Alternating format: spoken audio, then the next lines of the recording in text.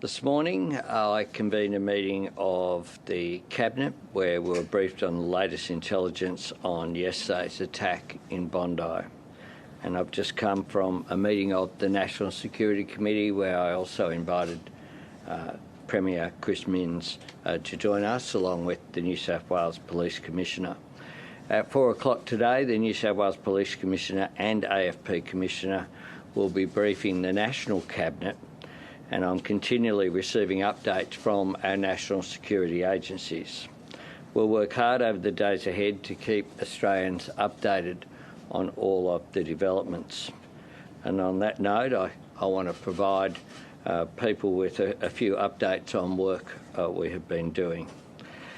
We are extending the funding for the National Council for Jewish Community Security and its state-based community security groups to provide overall security cover to the Jewish community as part of that. That is included in my EFO, but we're preempting that announcement today. That's also for capital works and can be utilised for guarding costs incurred by individual Jewish organisations across Australia. We're also working with Jewish community organisations to see how we can best support charity efforts, including through tax-deductible status for donations, and we're doing work on that. The government will also quickly work through the process of a declaration under the Terrorism and Cyclone Insurance Act that would ensure that insurance companies are able to pay out to local businesses for eligible losses. We're also working on support for funerals that will be held, but also visitor visas for people who are relatives wishing to visit Australia for those funerals, and I'll ask the Minister to comment on that. I do want to make a couple of more points as well. This morning I met with police who were on the scene last night, some of whom had been up all night. These are brave people, many people who were off-duty police, headed towards Bondi last night from as far away as Newcastle and the Central Coast. They did so because of their commitment to their fellow Australians and the diligence that they show. And I think we need to recognise their incredible work at a time as well when 2 police officers have been seriously injured as a result of the efforts and bravery that they have shown. What we saw yesterday was an act of pure evil, an act of terror, an act of anti-Semitism, an attack on the first day of Hanukkah targeted at the Jewish community. A dark day in Australia's history on what should have been a day of light. And visiting the scene there at Bondi this morning, it was a very physical reminder of the iconic status of Bondi Beach and the Bondi Pavilion. I opened that pavilion after the refurbishment just a couple of years ago. It is a historic place, and the fact that this was a venue for this act of evil that was clearly calculated by these perpetrators is just an outrage and has shocked the community. One of the things that is coming through, though, is that the community want to be able to express their support and solidarity. And I would urge and join with others who have urged Australians across the country to light a candle, put it in their front window tonight at 6:47 p.m. to show that light will indeed defeat darkness, part of what Hanukkah celebrates, of course. We are stronger than the cowards who did this. And I want to conclude finally by saying that the government is prepared to take whatever action is necessary. Included in that is the need for tougher gun laws. And this afternoon at 4 o'clock I will put on the agenda of the National Cabinet tougher gun laws, including limits on the number of guns that can be used or licensed by individuals. A review of licences over a period of time. People's circumstances change. People can be radicalised over a period of time. Licences should not be in perpetuity. And checks, of course, making sure that those checks and balances are in place as well. We will I'll take to National Cabinet this afternoon a proposal to empower agencies to examine what can be done in this area. Quite clearly, the Howard government's gun laws have made an enormous difference in Australia and are a proud moment of reform, quite rightly, achieved across the Parliament with bipartisan support. If we need to toughen these up, if there's anything we can do, I'm certainly up for it, and I hope to get National Cabinet on board for that this afternoon as well. I'll ask the Minister to make some comments, and then the Acting Deputy Commissioner, Nigel Ryan, to make some comments as well. Thanks, Prime Minister. Yesterday was an attack on Jewish Australians, it was an attack on modern Australia, it was an attack on Australia itself. And all Australians stand together against that attack. The police who were there standing together against the attackers, first responders standing together against the attackers, and even a bystander like Ahmed standing there putting their own lives at risk against those attackers. The Joint Counter-Terrorism Team involving ASIO and the Australian Federal Police, with the investigation being led by New South Wales Police, needs to be allowed to do its work. While that work is happening, though, there are needs for the community right now. One of the additional things that the community have raised directly with me is because of the number of people who will have family members overseas, not only in Israel but in other parts of the world, who will want to be able to get them here rapidly for funerals.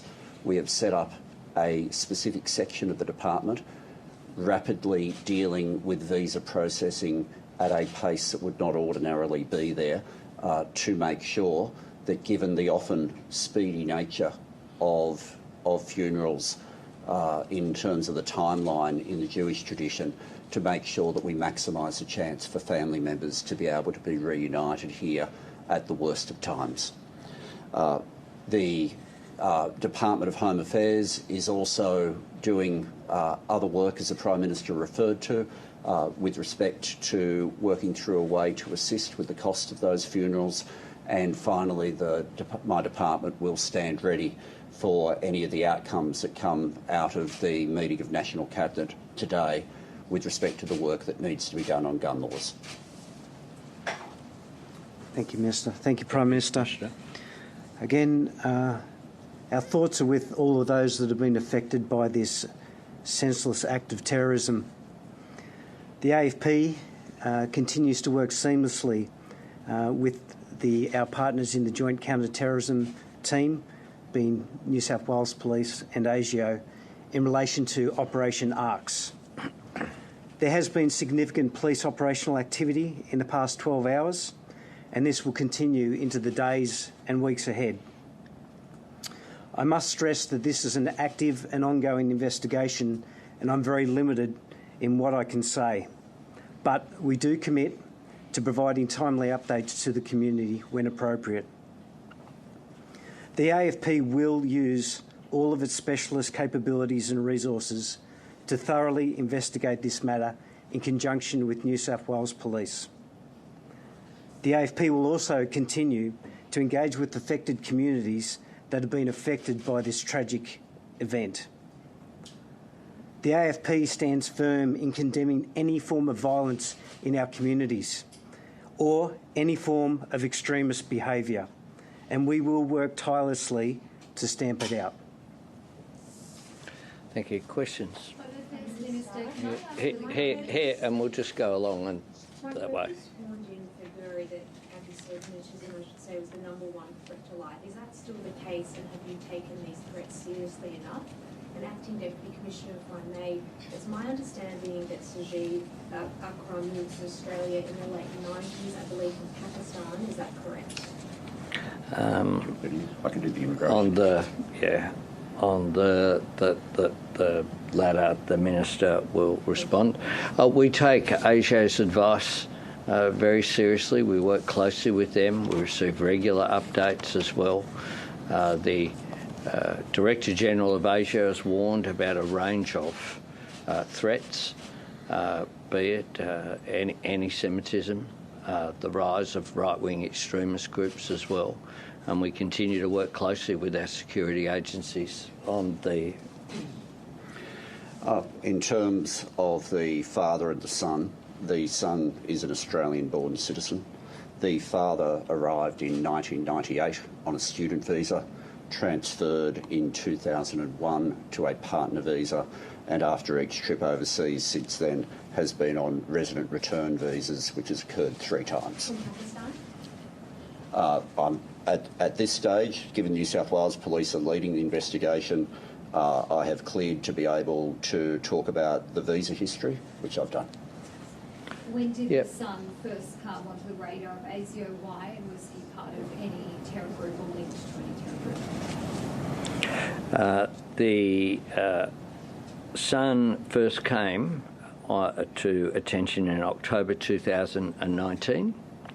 He was examined on the basis of being associated with others, and the assessment was made that there was no indication of any ongoing threat or threat of him engaging in violence. Do you believe that to be failing? I've reported factually on what ASIO have found. Your hand-picked anti-Semitism envoy has demanded you accelerate an anti-Semitism plan. You haven't acted on for 6 months. Do you plan to accelerate this in any way following this horrific event? Well, we have acted and will continue to act on the implementation of the plan. The plan was announced right here in this room with the envoy, and I thank her for the ongoing work. A range of the recommendations that she made have been acted on. She recommended that legislation be strengthened to appropriately address anti-Semitism and hateful conduct vilification. Action 3.2. We've done the following. We've criminalised hate speech, advocating violence. We've criminalised doxing under Privacy and Other Legislation Amendment Bill. And we have a landmark ban on the Nazi salute and hate symbols with penalties of imprisonment and or a fine of up to $16,500. She recommended the strengthening of institutional accountability and university reform. We created the National Student Ombudsman, was established this year, with strong investigative powers, same as those of a Royal Commission. We conducted the review of the Tertiary Education Quality and Standards Agency. It has commenced, and that review consultation power was released by the Minister in September, with responses due in October. Special Envoy is also progressing with administrative support from the Department of Home Affairs, a university report card evaluating university measures to promote inclusivity for Jewish students and staff. Recommendation 3.3 was on educational awareness and public discourse. We've allocated $4 million to expand the social cohesion work of Together for Humanity in schools. Recommendation 3.5 was the enhanced protection of Jewish communities through physical security measures, and I've commented on the further extension of that we are putting in place. Recommendation 3.9 was reviewing and strengthening migration and citizenship matters, and the Department of Home Affairs is undertaking a review of relevant training packages to strengthen modules on assessing whether an applicant's conduct involves inciting or promoting hatred and ensuring coverage of vilifying behaviour directed at any group. Recommendation 3.12 was support for Jewish communities' cultural, social and religious life while ensuring safety and security. We've committed grant funding, which we announced in January, including $8.5 million to upgrade the Sydney Jewish Museum, 4.4 for the National Holocaust Education Centre in Canberra, an additional $2 million to the Holocaust Institute of Western Australia, and we committed $18 million to the Jewish Arts Quarter in Melbourne. We'll continue to work at the levels with the envoy, including the number of the recommendations, of course, for state governments to implement as well. Paul?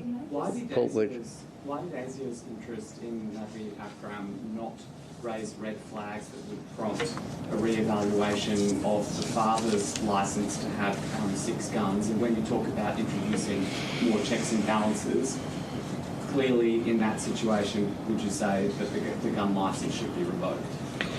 Well, what's important is that the authorities be enabled to do their work. That's what we have done. I've reported to you accurately ASIO's advice, including the timelines, which were done in 2019. The assessment was made because of the son's associations that he had at that time, and the investigation went for a period of 6 months. They closed the file, they didn't tell anyone, Can I just they didn't ask clarify, about what are guns. the associations of concern? Who is the association? Well, that's a question with respect to for the ASIO Director General, but it was people he was associated with rather than things that he himself had done. ASIO closed the file, Hang didn't tell on. anyone else. Hang on, one at a time, please. Can we hear from Home Affairs Minister Sure. that you're able to expand on those associations? Well, no, it's the exact same answer that the Prime Minister just gave, that the assessment of ASIO was with respect to his associations rather than at that point there being a personal motivation from him. ASIO closed the file and didn't tell No, you're making a whole lot of extra assumptions. We've given you the information, and that's what we've given you. ASIO makes decisions as to what can be provided. We provided that with you. But should they have told police so that someone could investigate whether a close relative of his was licensed to have firearms? Did they tell anyone else? I've got full support for our security agencies, and part of making sure that they can do their job is making sure that information is brought out in the way in which we are doing it right now. Are his other family members being investigated? Just Are his other family members being investigated? I beg your pardon? Are there other family members being investigated? Do you have any concerns about the other family members? I have full support for our security agencies, and I'm authorised to give you the information which I have given you. And you would understand this is an ongoing investigation, and therefore we are not in a position to compromise that ongoing investigation. We have gone through the committees what we are able to tell you. We're providing as much information as possible. Prime Minister, has Australia gotten complacent on gun control since Port Arthur? And in terms of the gun control ideas that you'll be bringing to National Cabinet, what is within your power to do and what do you need from the states? Well, some laws are Commonwealth and some are implemented by the states. What we want to do is to make sure that we're all completely on the same page. That is one of the reasons why I'm convening the National Cabinet today as a matter of urgency. We will then task work to be done. As Premier Minns has said, he will task work in New South Wales. We want to make sure, though, that there's greater uniformity in these issues. One of the things that we have done, for example, is to provide substantial amount of funding support so that the issues that arose out of the Queensland incident, where you had a terrorist incident that resulted in the death of Queensland police officers, that information wasn't transferred across state boundaries. Now, that's something that we addressed at that time. We've provided funding for that, but we'll continue to work through those issues. Yeah. Can the National Firearms Register move faster? And does Australia need a new firearms buyout program? Well, that's precisely what we're doing. Before us, there wasn't a National Firearms Register. That's the point.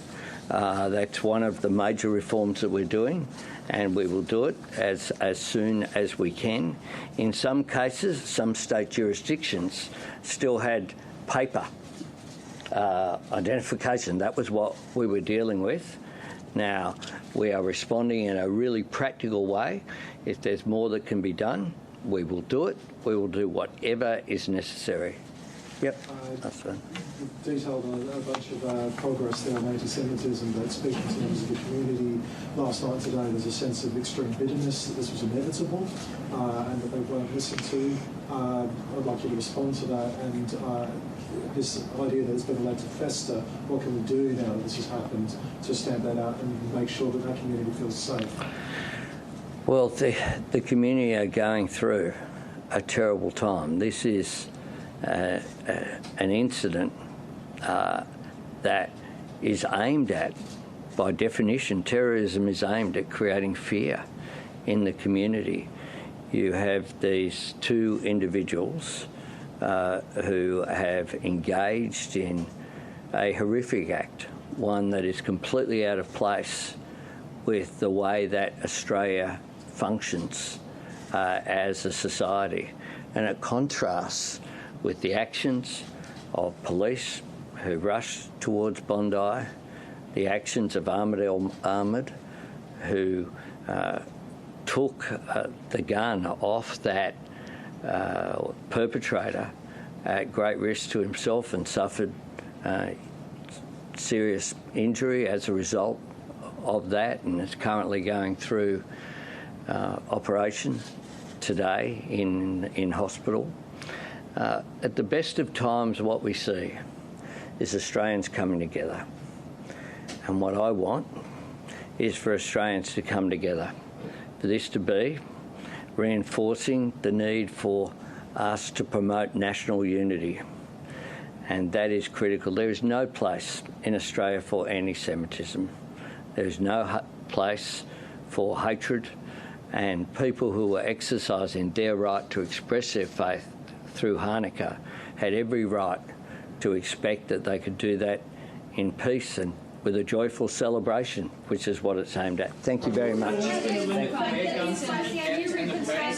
That was the Prime Minister Anthony Albanese addressing media in Sydney there alongside the Home Affairs